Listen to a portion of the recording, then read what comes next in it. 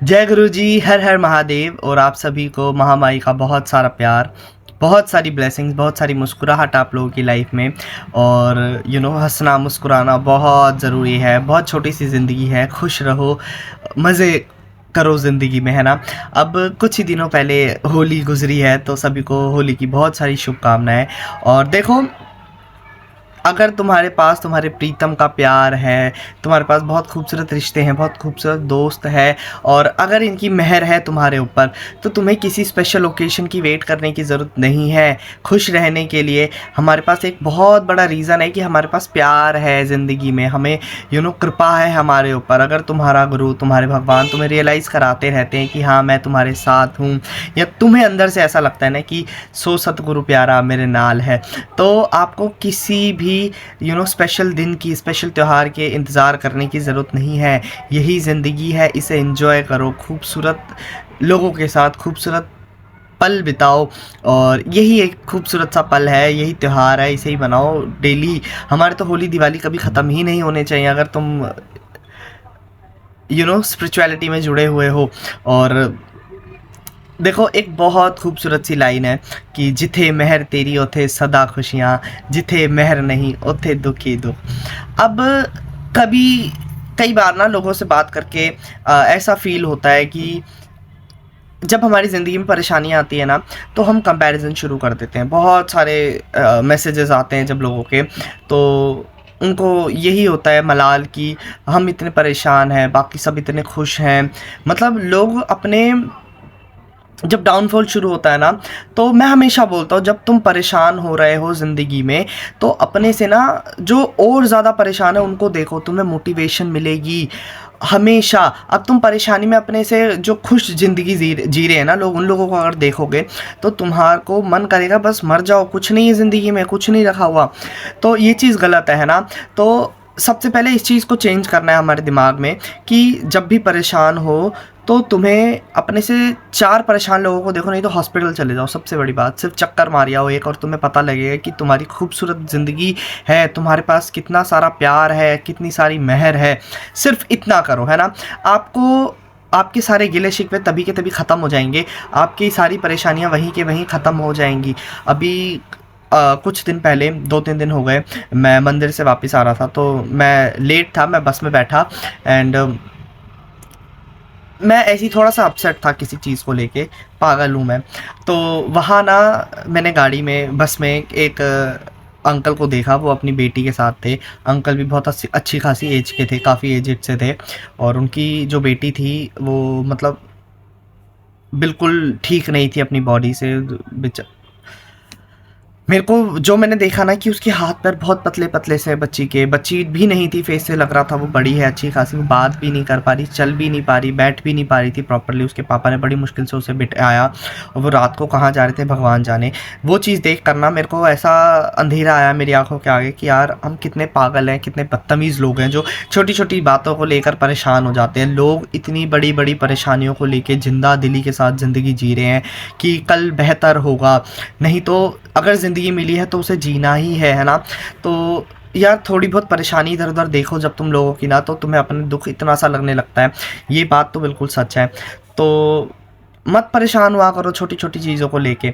अब एक बड़ी खूबसूरत सी जो लाइन है कि जिथे मेहर तेरी उथे सदा खुशियाँ, जिथे मेहर नहीं उथे दुख ही दुख।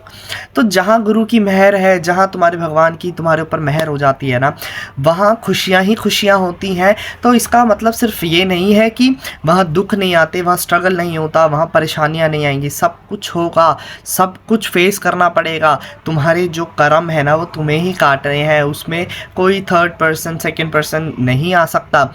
अगर हम कई बार सोचते हैं कि भाई हम परेशान थे, उस इंसान ने मेरी मदद कर दी, तो कहीं ना कहीं उसका कोई कनेक्शन था तुम्हारे साथ। अगर फाइनेंशियली कोई तुम्हारी मदद करता है, तो उसका कोई ना कोई रिश्ता था, तुम्हारी मदद करना लिखा हुआ था, तो उसने मदद कर दी तुम्हारी। और तुम्हारे गुरु की कृपा है, तुम्हारे भगवान की कृपा है, तो इसलिए उसने मदद कर दी, है ना। तो ये सब कुछ प्री प्लान्ड है, सब कुछ बेसिकली। तो महाराज की कृपा जब तुम्हारे ऊपर होगी ना, तो मुझे ऐसा लगता है कि सबसे पहले तुम्हारे अंदर सब्र आएगा। सब्र आता है तो सारी की सारी लगता है कि कायनात ना हमारे गुरु ने हमारे पास रख दिए, सब कुछ हमारा है, सब सारा प्यार हमारे पास है। और रियलाइज़ करके देखो, जब तुम्हारे पास इतने खूबसूरत रिश्ते हैं, खूबसूरत प्यार है, तुम्हारे प्रीतम का सहारा है तुम्हारे पास, तो फिर क्या दिक्कत है? सब कुछ बहुत खूबसूरत चल रहा है ज़िंदगी में। ये अप्स डाउन आते रहते हैं ना। और कंपैरिजन करना बंद कर दो बिल्कुल। हम जो कंपैरिजन करते हैं ना छोटी छोटी चीज़ों में, कि भाई हम तो इतने परेशान चल रहे हैं, वो इतना खुश कैसे है, उनके पास तो सब कुछ है। ये चीज़ सबसे गंदी है जो हम लोग करते हैं, इसको बंद करना होगा, है ना। अगर हमें खुश रहना है ज़िंदगी में तो कंपैरिजन करना बिल्कुल बंद कर दो। मैंने बहुत सारे लोग देखे हैं जो कंपैरिजन करते हैं, तो प्लीज़ इस चीज़ को चेंज करो। और अब देखो, जहाँ कृपा होगी ना वहाँ दुख भी आएगा। और वही बात है कि अगर तुम्हारे अंदर सब्र आ गया, अगर तुम्हारे अंदर पेशेंस आ गए, तो बड़ी से बड़ी लड़ाई लड़ ली जाएगी, सब कुछ फेस कर लिया जाएगा।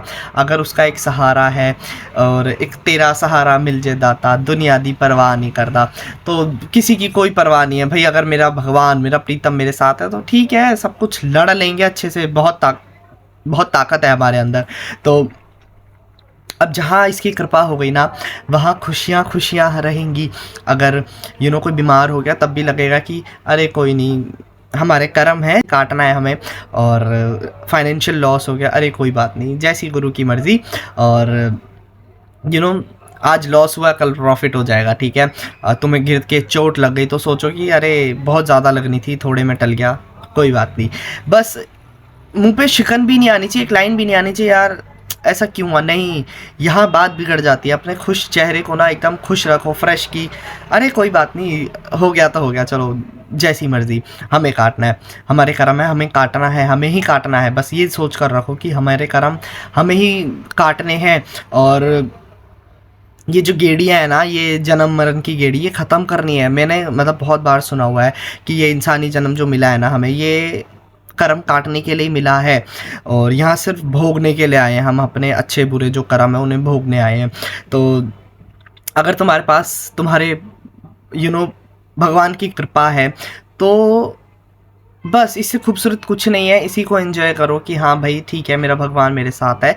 और एक बहुत बड़ी ताकत होती है किसी का साथ होना, ठीक है। चाहे वो एक खूबसूरत रिश्ता हो, या तुम्हारे को भगवान तुम्हारी रियलाइज़ करा रहे हैं कि मैं तेरे साथ हूँ, तो बस एक अलग ताकत मिल जाती है ज़िंदगी जीने की। एक बड़ा सुकून मिल जाता है कि चलो ठीक है, कोई है जिसके साथ हमें जीना है।